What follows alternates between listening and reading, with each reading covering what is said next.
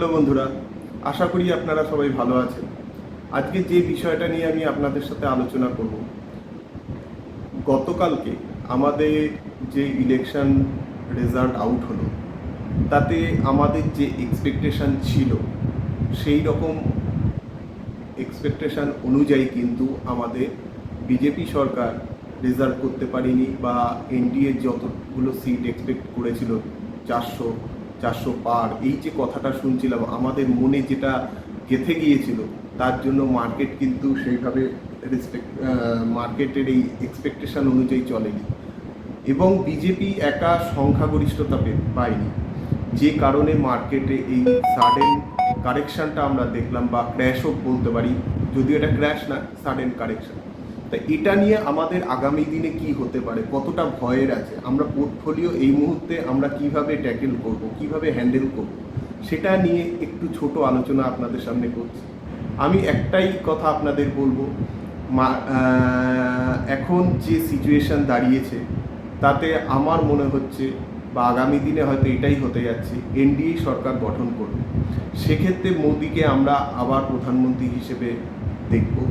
তাহলে সেক্ষেত্রে এই মুহূর্তে আমাদের যে স্টকগুলো অনেকটা ফল করেছে, সেগুলো কিন্তু আবার সেই মোদিজি প্রধানমন্ত্রী হলে সেগুলো আবার আগের জায়গায় চলে আসবে, এবং খুব শর্ট টাইমের মধ্যে আমরা এখন আমাদের পোর্টফোলিওতে যে লসটা দেখছি সেটা কিন্তু খুব কম টাইমের মধ্যে এর থেকে বেশি রিকভার করবে। আমি বলবো এই মুহূর্তে আপনাদের ভয় করার কোনো কারণ নেই, বা এই মুহূর্তে যে যে স্টকগুলো ফল করেছে, আমরা একটা কথা বলি, এটা সুবর্ণ সুযোগ। কি সুবর্ণ সুযোগ? মার্কেট ক্র্যাশ করেছে, মার্কেট কারেকশান করেছে, স্টক আরও নেওয়া যায়। কিন্তু আমি এই মুহূর্তে বলবো, এই মুহূর্তে আমরা এখন কেউ অ্যাভারেজ আউট করব না। এই কারণেই অ্যাভারেজ আউট করব না, কারণ আমাদের এখনও মন্ত্রিসভা গঠন হয়নি, কে শপথ নেবে জানি না।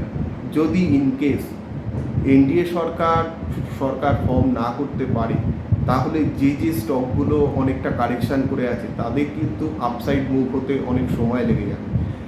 কিন্তু যদি মোদিজি আবার প্রধানমন্ত্রী হিসেবে আমাদের কাছে চলে আসে, তাহলে সেক্ষেত্রে কিন্তু আমাদের এই স্টকগুলো আপমুভ করবে, এবং সেক্ষেত্রে আমরা আফটার কনফার্মেশন যেটা বলবো, কে সরকার গঠন করবে, মোদিজি যদি গঠন করে, সেক্ষেত্রে কিন্তু আমরা আস্তে আস্তে আমাদের এই যে স্টকগুলো কারেকশান হয়েছে তখন আমরা অ্যাভারেজ আউট করবো।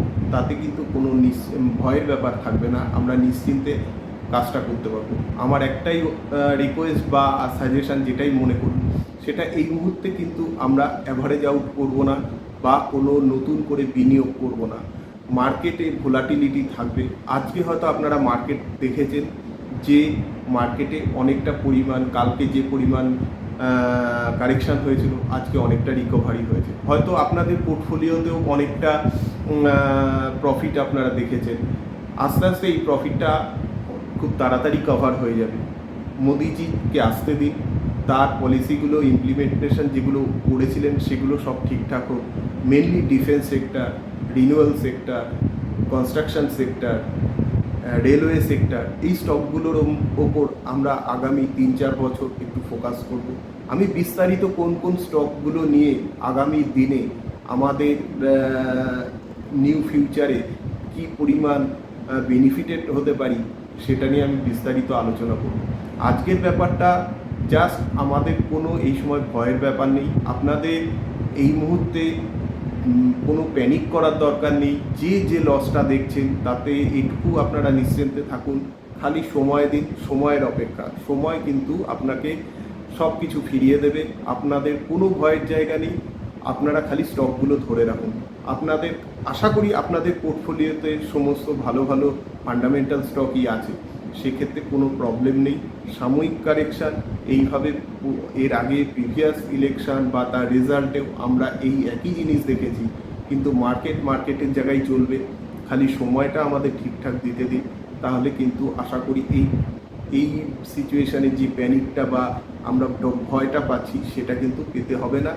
হ্যাঁ, স্বাভাবিক, পোর্টফোলিও অনেকটা মাইনাস হয়ে গেছে, এটা তো একটা ব্যাপার।